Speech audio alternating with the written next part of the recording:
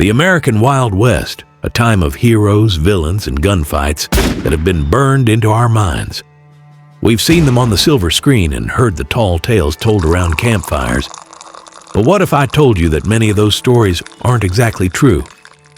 The way these famous figures really died is often far more complex and sometimes much darker than the legends let on. Today we're digging deep into history. We'll look at records, what eyewitnesses said, and even modern science to uncover the real stories behind the final moments of the Wild West's most iconic names. Get ready, because we're about to separate fact from fiction and reveal how these legends truly met their end. If you enjoy uncovering the hidden truths of the Old West, make sure you hit that like button, subscribe to our channel, and ring the notification bell so you don't miss our next journey into history. Number 1. Wild Bill Hickok. Wild Bill Hickok was a living legend, a lawman, gunfighter, and showman. His death is maybe one of the most famous moments in the Wild West, tied forever to the dead man's hand. On August 2, 1876, Wild Bill was playing poker in Saloon Number 10 in Deadwood. For some reason, he broke his own rule and sat with his back to the door. He'd asked another player to switch seats, but the man refused. A man named Jack McCall walked in. McCall had lost money to Hickok the day before. He walked right up behind Wild Bill, pulled out his gun, and shot him in the back of the head, yelling something like, "Damn you, take that!" Wild Bill died right there at the table. But why did McCall do it? Deadwood didn't have a real court yet, so they held a quick miners' court. McCall claimed he killed Hickok to avenge his brother. The jury quickly found him not guilty. But here's the twist. It turned out McCall never even had a brother. McCall thought he was free and started bragging about killing Wild Bill. But the authorities caught up with him, saying the Deadwood trial was illegal. He was put on trial again, this time in Yankton. Eyewitnesses identified him as the killer. McCall changed his story again. He said he was drunk, or that Hickok cheated him, and even claimed a gambler named John Varnes paid him to kill Hickok. But when a posse went to find Varnes, he had vanished. This time, the jury found McCall guilty, and he was hanged. He never gave a clear reason, taking his true motive to the grave. And what about that famous dead man's hand, aces and eights? Well, that's likely more legend than fact. Nobody at the time mentioned what cards Wild Bill was holding. The story of aces and eights didn't become popular until a book was written 50 years after his death. It's a great example of how a good story can become accepted as truth. Number 2. Jesse James. Jesse James and his gang were some of the most feared outlaws in America. But Jesse didn't go down in a blaze of glory. He was taken down by one of his own. On April 3, 1882, Jesse James was living under a fake name in St. Joseph, Missouri. He was with Bob and Charlie Ford, members of his gang. It was a warm day, and Jesse took off his coat and his gun belt, a rare moment of being unarmed. He noticed a picture on the wall was dusty and stepped on a chair to clean it. His last words were something like, "That picture's awful dusty." At that moment, Bob Ford saw his chance. He shot Jesse James in the back of the head. Jesse was only 34. Why did Bob Ford do it? For money. The governor of Missouri had offered a $10,000 reward for Jesse, and the Ford brothers had made a secret deal. They were promised the reward and a pardon. They were arrested and sentenced to hang, but the governor pardoned them just hours later. The public, however, wasn't so forgiving. Bob Ford became known as the dirty little coward. Charlie Ford, tormented by guilt and illness, ended his own life a few years later. Bob Ford tried to cash in on his fame, but was eventually shot and killed himself in Colorado. For years, some whispered that maybe it wasn't really Jesse James who died that day. But in 1995, scientists decided to settle it once and for all. They dug up the body believed to be Jesse's. Using DNA technology, they compared samples to known relatives of Jesse James. The results? A 99.7% match. It was indeed Jesse James. This proved that the story of his betrayal by Bob Ford was true. Number 3. Sitting Bull. Sitting Bull was a Hunkpapa Lakota holy man and a symbol of resistance. He was killed on December 15, 1890, when Indian police tried to arrest him on the Standing Rock Reservation. The story of his death is told very differently by U.S. officials and the Lakota people. The U.S. government wanted him arrested because they feared he would support the ghost dance movement. This spiritual movement promised a return to old ways, and authorities saw it as a threat. The Indian agent James McLaughlin called Sitting Bull a rebel. McLaughlin's report says that when the Indian police came to arrest Sitting Bull, he first agreed to go. But then his son and followers encouraged him to resist. He supposedly called for his followers to attack the police. Someone fired, hitting one of the police leaders. That leader then shot Sitting Bull in the chest, and another policeman shot him in the head. A chaotic fight followed, and many people died. But Lakota accounts tell a different story. They see it as a planned assassination to get rid of a powerful leader. Sitting Bull's great-grandson, Ernie LaPointe, says Sitting Bull allowed the ghost dance to give hope to his people, not to start a fight. He also says Sitting Bull was actually planning to go talk to Chief Red Cloud to ease tensions with the government. The Lakota people see his death as a terrible injustice, a result of the government's fear.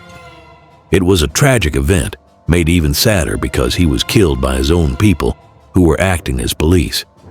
It was a dark moment that led directly to the Wounded Knee Massacre just 2 weeks later. Number 4. Butch Cassidy and the Sundance Kid.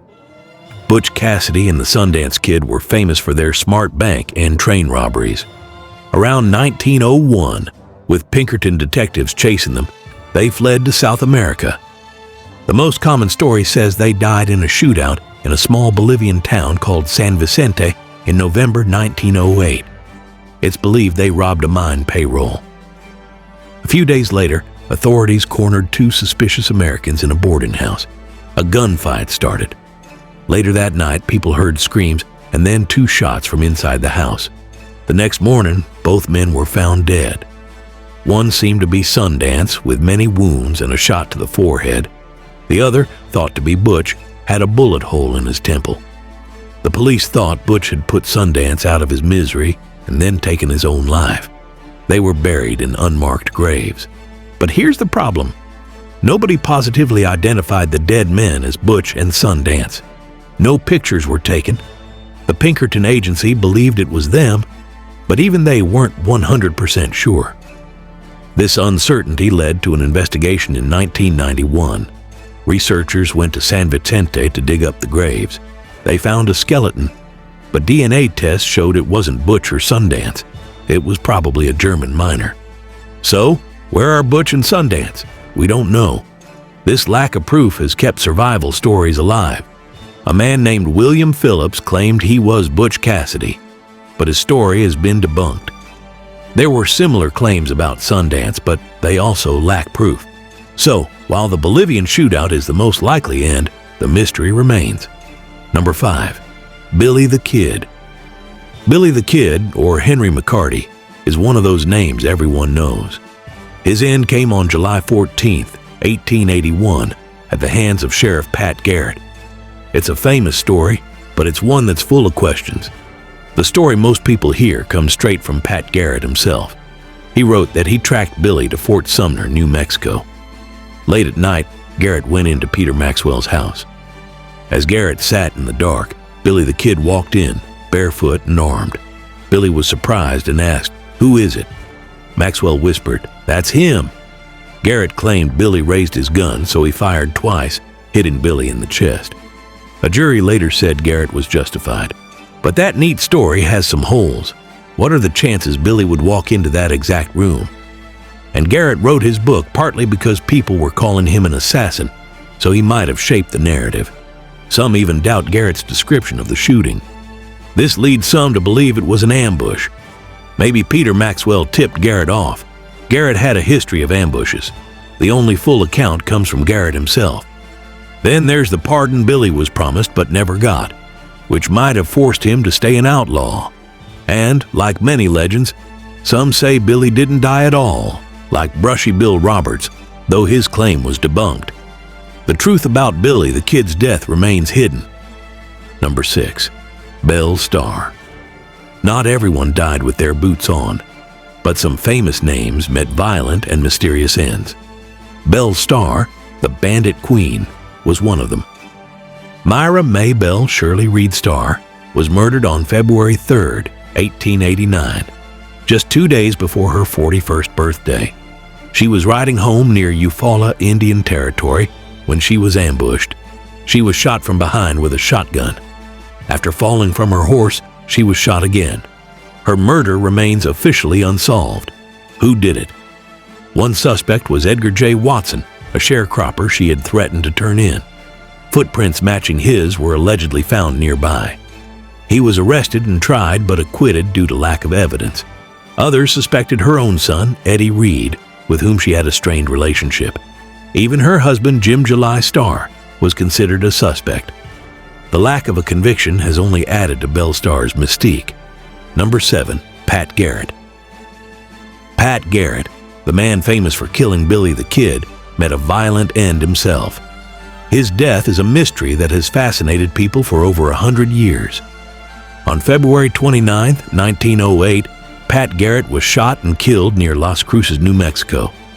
He was in a buggy when they encountered Wayne Brazel, who was leasing Garrett's land. An argument started.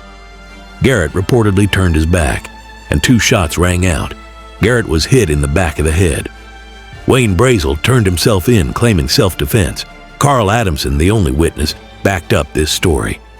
Brazel was tried for murder, but his lawyer was powerful, and the prosecution seemed weak. The jury found Brazel not guilty in less than 30 minutes. This made many suspect a cover-up. This led to many conspiracy theories. Garrett had made a lot of enemies. One theory says powerful men plotted to kill Garrett and hired a hitman named Jim Killer Miller to do the job. The plan was for Brazel to start the fight, Miller to shoot, and Brazel to claim self-defense. However, other research suggests Miller was somewhere else. Or maybe Brazel was just genuinely afraid of Garrett and acted first. Whatever the story, Garrett's death remains one of the Wild West's biggest unsolved mysteries. Number 8, Geronimo. Geronimo, the Apache leader, was known for his fierce fight, but unlike many others, he didn't die in battle. He spent his last years as a prisoner of war and died of pneumonia at Fort Sill, Oklahoma in 1909. After his final surrender in 1886, Geronimo and his people were moved around, finally ending up at Fort Sill. There, he became a strange kind of celebrity, appearing at World's Fairs and Wild West shows. He sold pictures and autographs, but Geronimo never stopped longing for his home in Arizona. When he surrendered, he believed he was promised he could return after 2 years. That promise was broken. He even pleaded with President Theodore Roosevelt, asking to be allowed to die in his own country. Roosevelt refused. Geronimo never saw his homeland again. In February 1909, Geronimo fell off his horse and lay in the cold all night. He got a cold, which turned into pneumonia. He passed away at the Fort Sill Hospital. His last words were reportedly full of regret. "I should have never surrendered. I should have fought until I was the last man alive." It was a quiet, sad end for a man who had fought so hard. Number 9, Tom Horn. Tom Horn was a scout, lawman, detective, and some say a hired gun. He was hanged in Cheyenne, Wyoming in 1903 for the murder of a 14-year-old boy. But was Tom Horn really guilty? Horn's conviction depended on a supposed confession.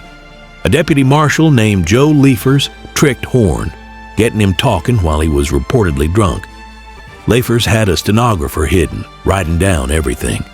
The most damaging line was when Horn supposedly said about the killing, "It was the best shot that I ever made and the dirtiest trick I ever done." Horn's lawyers argued this confession shouldn't count. They also claimed the prosecution twisted Horn's words.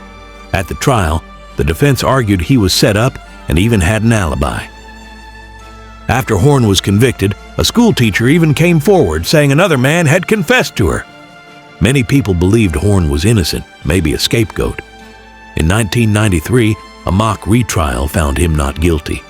While waiting for his execution, Horn wrote letters insisting he was innocent. His case shows how complicated justice could be on the frontier. Number 10, Quieter Ends. not everyone died with their boots on or in mystery. Doc Holliday, Wyatt Earp's famous friend, passed away from tuberculosis in a hotel bed in 1887.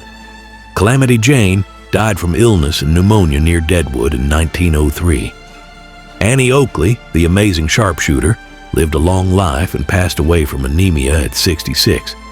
And John Wesley Hardin, one of the deadliest men, was shot in the back of the head while playing dice in a saloon in 1895. So, as we've seen, the real stories behind how these Wild West legends died are often far messier and more complicated than the tales we've grown up with. These aren't simple stories of heroes and villains. They are tales of betrayal, questionable justice, unsolved mysteries, and sometimes just the quiet end that comes with illness or old age. The truth is often a mix of facts, biased stories, rumors, and myth. But it's this complexity, these unanswered questions, and the look into the harsh reality of the time that keeps us fascinated with the Wild West and its unforgettable characters. What do you think? Which one of these stories surprised you the most? Let us know in the comments below. And don't forget to like this video and subscribe for more deep dives into history. Thanks for watching.